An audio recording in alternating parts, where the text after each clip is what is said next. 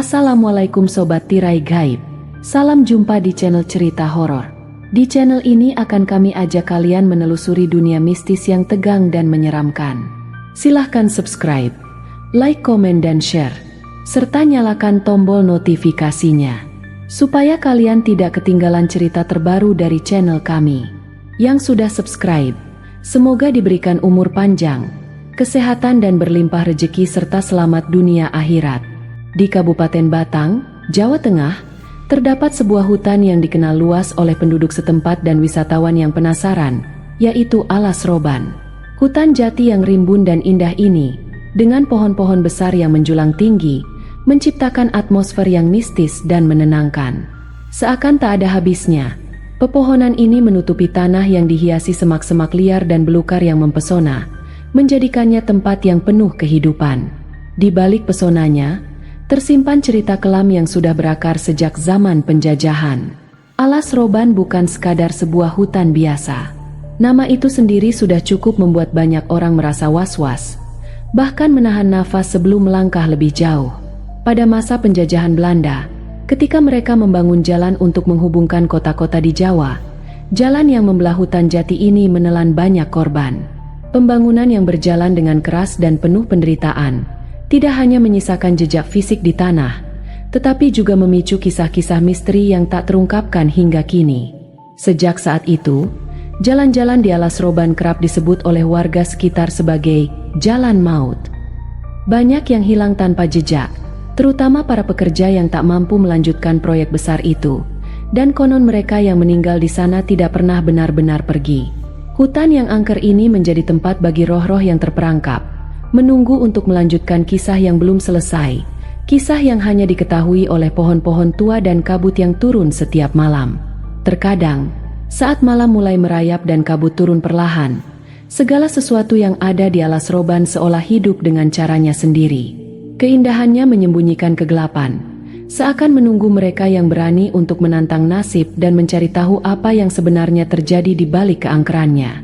Namun, bagi mereka yang tahu sejarahnya, tidak ada yang lebih menakutkan daripada malam di hutan jati ini, tempat di mana waktu dan ruang seolah kehilangan batasannya.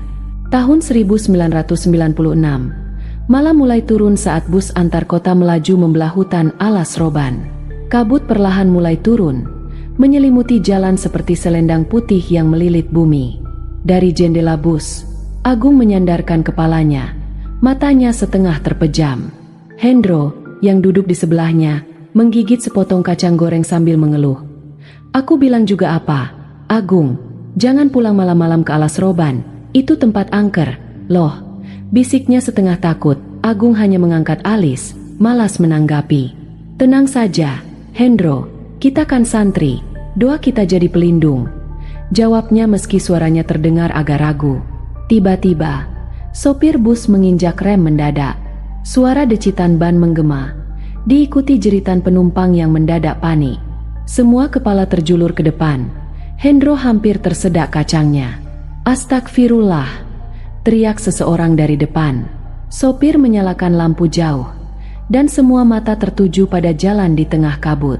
Berdiri di sana, seorang perempuan, rambutnya panjang terurai, gaunnya lusuh seperti kain yang sudah bertahun-tahun tak dicuci. Dia hanya berdiri diam, menunduk, tidak bergerak sedikit pun. Agung dan Hendro saling pandang. Penumpang mulai heboh, ada yang membaca ayat kursi, ada pula yang memaksa sopir melaju, namun sopir malah membuka pintu. "Siapa yang berani lihat? Barangkali orang kesasar," ucap sopir sambil meraih senter. Tak ada yang menjawab. Hening, hanya suara serangga dan detak jantung yang semakin cepat. "Ayo bantu saya, 2 orang saja sebentar," kata sopir. Matanya mengarah ke Agung dan Hendro, mungkin karena mereka tampak masih muda dan bertenaga. Hendro hendak menolak, tapi Agung lebih dulu bangkit. "Ayo, Hendro, kita cuma bantu lihat sebentar." Dengan ragu, Hendro mengikut. Mereka bertiga turun dan melangkah ke sisi jalan. Namun, saat mereka mendekat, sosok perempuan itu perlahan menghilang, seperti kabut yang tersapu angin. Senter sopir menyapu jalan. "Loh, tadi di sini," gumamnya. Agung memperhatikan sekeliling. Hutan lebat mengelilingi mereka. Pepohonan besar menjulang. Kabut makin tebal. Udara terasa dingin menusuk sampai ke tulang. Tiba-tiba, terdengar suara klakson dari kejauhan. Mereka menoleh. Bus itu telah melaju pergi. Hendro berlari ke tengah jalan, melambai-lambaikan tangan, namun terlambat. Bus itu lenyap dalam kabut. Sopir terpaku. "Saya tinggalin kunci dan tas saya di dalam." "Kita ditinggal," kata Hendro panik. Ia meraih pundak Agung. "Mat, ini gawat. Kita di tengah hutan." Agung berusaha tetap tenang. "Kita jalan cari pos jaga atau rumah warga. Pasti ada," katanya sambil mencoba melihat sekeliling. Namun, jalan di depan dan belakang kini berubah. Tak ada jejak roda bus.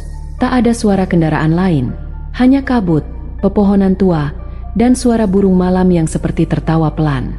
Sopir mulai membaca doa-doa. Suaranya gemetar. Hendro menggenggam tas kecilnya. Keringat dingin membasahi pelipis. Agung berjalan lebih dulu menembus kabut, berusaha menemukan arah. Beberapa menit kemudian, mereka menemukan jalan setapak yang menurun ke samping. "Kita ke sana. Mungkin ada perkampungan di bawah," kata Agung. Hendro ragu. "Tapi kalau itu jalan setan, Agung?" Agung menatapnya tajam. "Kalau kita diam di sini, kita cuma bakal tersesat lebih dalam." Akhirnya, mereka turun menyusuri jalan setapak yang makin lama makin gelap. Pohon-pohon menjulur seperti tangan tua yang mencoba meraih mereka. Kabut makin pekat. Suara-suara aneh mulai terdengar seperti bisikan, namun tidak jelas. "Agung, kamu dengar enggak?" tanya Hendro pelan. Agung berhenti. Ia juga mendengar ada yang berbisik dari balik pohon. "Pulang-pulang, belum waktunya." Hendro mencengkeram lengan Agung. "Kita balik aja, Agung. Ini bukan tempat biasa." Sebelum Agung menjawab, kabut membuka sedikit jalan di depan mereka. Berdiri di sana sebuah gubuk tua reot, beratap daun kering, disangga 3 tiang kayu yang sudah lapuk. Dari dalam, samar-samar terdengar suara rintihan.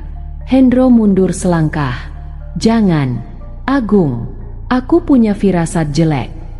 Agung menatap gubuk itu dengan mata tajam. "Tapi bisa jadi itu orang yang butuh bantuan," katanya, melangkah maju. Hendro tak bisa membiarkannya sendirian. Jadi dia pun mengikut meski tubuhnya gemetar. Ketika mereka semakin dekat, suara rintihan itu berubah menjadi lirihan seperti doa, tapi terputus-putus, tak jelas. "Bukan bahasa Arab, bukan Jawa," bisik Hendro. Agung mengetuk dinding bambu pelan. "Assalamualaikum." Tak ada jawaban, hanya angin dan suara daun berdesir. Dia membuka pintu perlahan. Di dalam, gelap. Cahaya dari senter mereka menyapu sudut ruangan. Dan di sana, di sudut ruangan yang paling gelap, duduk seorang gadis. Tubuhnya memeluk lutut, rambut panjang menutupi wajah, dan ada rantai tua yang melilit pergelangan kakinya, terikat ke tiang bambu. Mereka membeku. Hendro hampir jatuh saking terkejutnya. "Astagfirullah," gumam Hendro. Gadis itu perlahan menoleh. Matanya sembab, wajahnya pucat. Tapi ada sesuatu yang aneh, bukan hanya ketakutan, tapi juga keputusasaan mendalam. Dia membuka mulutnya pelan dan berkata, "Pergilah sebelum malam benar-benar jatuh.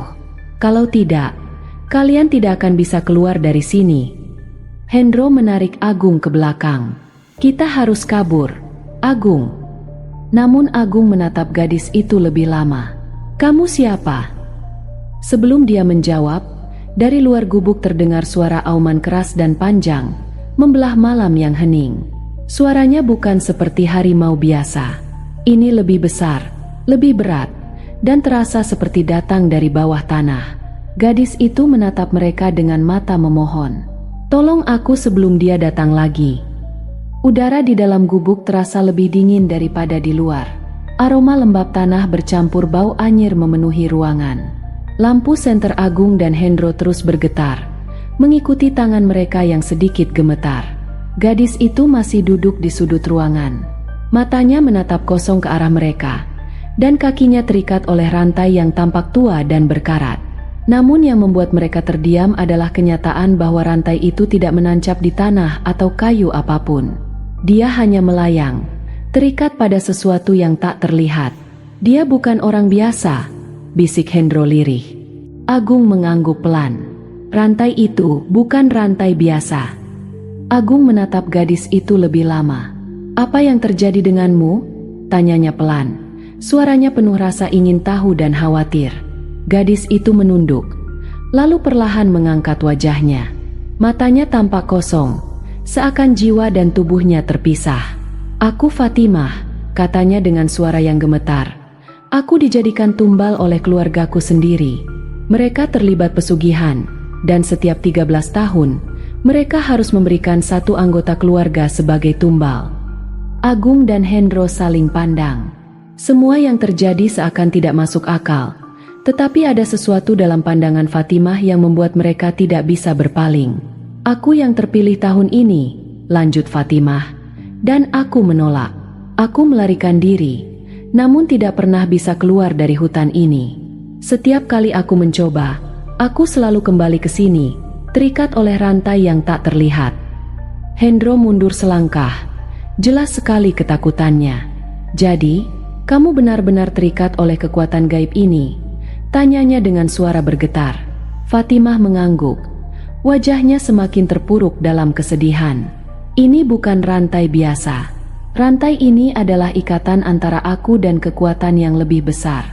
Aku tidak bisa lepas dari sini. Dan sekarang kalian berdua juga terikat. Perjanjian ini sudah melibatkan kalian. Agung merasa ada yang tidak beres. Tapi dia berusaha untuk tetap tenang. Kita bisa keluar. Fatimah. Kita akan mencari jalan keluar. Jika kalian mencoba meninggalkan aku, kalian akan menjadi tumbal selanjutnya, jawab Fatimah. Suaranya rendah dan tegas. Kalian tidak bisa meninggalkan tempat ini jika sudah melihat aku. Hendro menelan ludah. Apa yang harus kita lakukan? Tanyanya, hampir putus asa. Fatimah menatap mereka. Matanya penuh harapan. Kalian harus bertahan sampai fajar. Jika kalian bisa bertahan sampai ayam pertama berkokok, kalian akan bebas. Tapi jika kalian gagal, kalian akan menjadi bagian dari perjanjian ini selamanya. Suasana semakin mencekam. Suara auman siluman dari kejauhan semakin dekat, seakan menyelimuti mereka dengan kehadirannya yang menakutkan. Agung menggenggam tasbihnya yang tergantung di lehernya, berusaha tetap fokus pada doa. Hendro tampak semakin gelisah. Namun Agung menenangkan temannya dengan tepukan ringan di bahunya. Kalau kita bertahan, kita bisa keluar. Hendro, kita harus percaya, kata Agung, meski suaranya terdengar ragu. Suasana semakin sunyi. Hanya suara angin yang berdesir pelan melalui dinding bambu gubuk. Tiba-tiba, dari luar terdengar suara ketukan pelan di pintu gubuk, disertai dengan suara lembut seorang perempuan. Agung, Hendro, bukakan pintunya. Nak, ibu di luar. Nak. Hendro terkejut. Itu suara ibuku, Agung, katanya dengan suara penuh kerinduan. Namun Fatimah segera menahan tangannya. Matanya penuh peringatan. Jangan buka.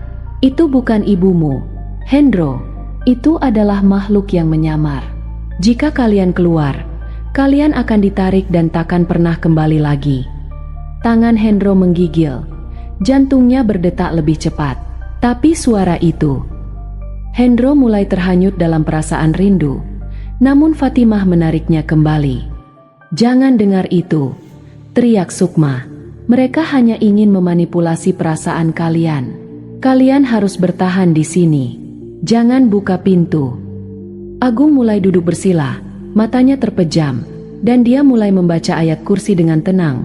Berusaha menenangkan diri dan menyingkirkan segala rasa takut yang mulai merayap. Hendro berdiri di sampingnya, menatap Fatimah dengan mata yang penuh ketakutan namun juga kebingungannya. Suara di luar semakin keras, seperti jeritan dan teriakan dari berbagai arah.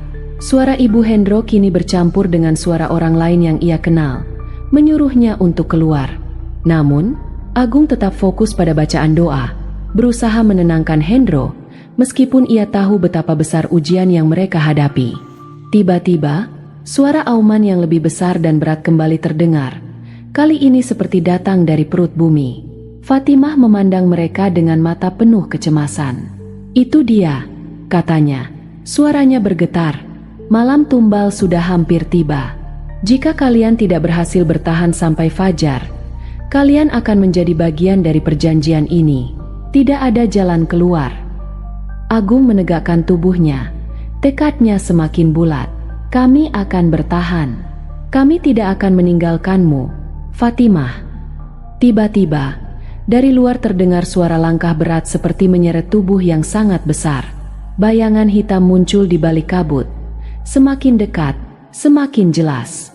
"Embah Darmo," bisik Fatimah dengan suara gemetar. "Dia datang, siluman penjaga perjanjian." Dari balik kabut, muncul sosok tinggi besar. Wajahnya seperti lilin yang mencair, dengan mata putih dan sorot mata yang kosong. Tubuhnya penuh bercak darah kering. Para pelaku pesugihan yang mengikuti di belakangnya tampak seperti mayat hidup, dengan kulit pucat dan mata kosong. Mereka berjalan seperti hantu yang terjebak di antara dunia ini dan dunia siluman. Malam sudah tiba.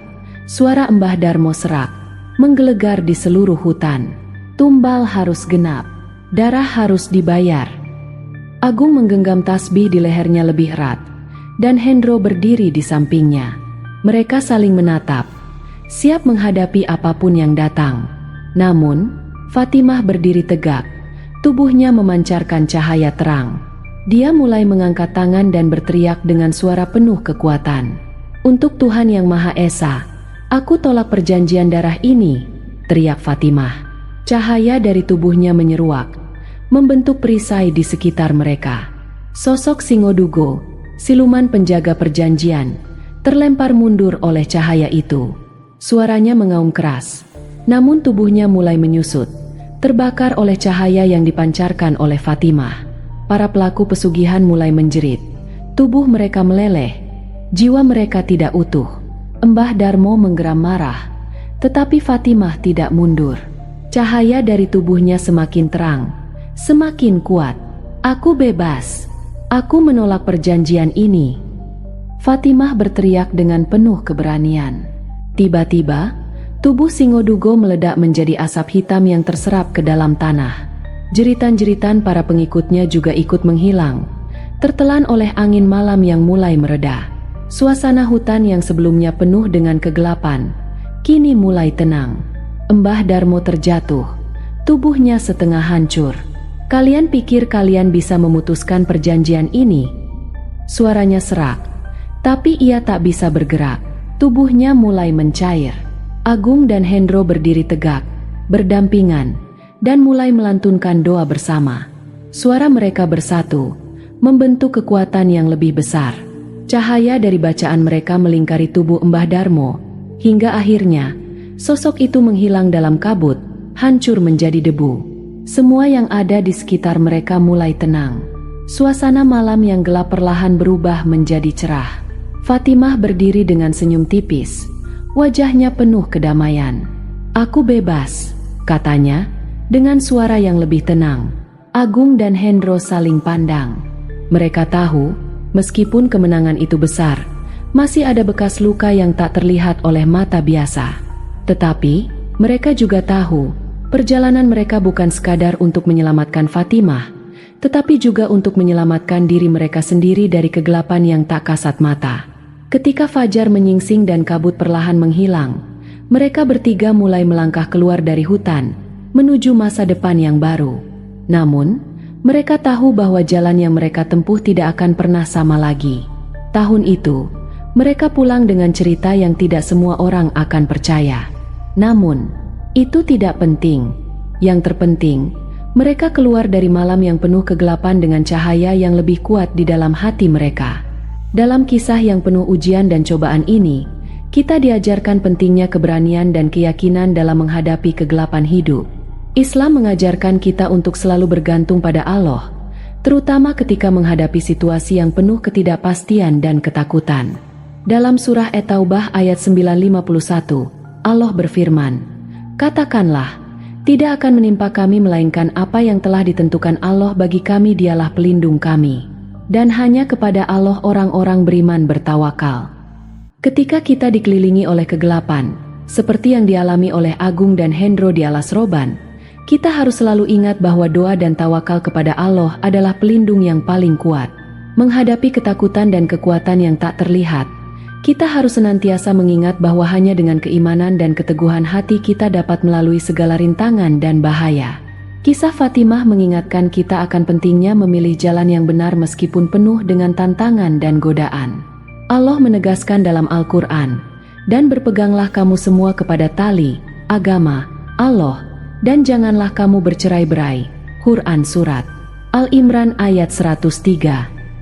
Fatimah, meskipun terikat oleh perjanjian yang jahat, menunjukkan kepada kita bahwa kebebasan sejati hanya dapat dicapai dengan berpegang teguh pada iman dan meninggalkan segala yang bertentangan dengan perintah Allah.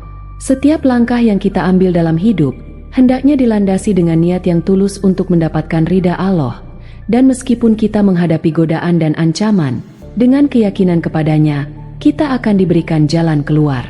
Seperti Agung dan Hendro yang memilih untuk membantu Fatimah, kita juga diajarkan untuk senantiasa membantu sesama, apalagi dalam keadaan terpuruk, karena Allah menyukai orang-orang yang saling membantu dalam kebaikan. Terima kasih Sobat Tirai Gaib. Jangan lupa subscribe, like, komen dan share, serta nyalakan tombol notifikasinya, supaya kalian tidak ketinggalan cerita terbaru dari channel kami. Yang sudah subscribe semoga diberikan umur panjang, kesehatan, dan berlimpah rezeki, serta selamat dunia akhirat.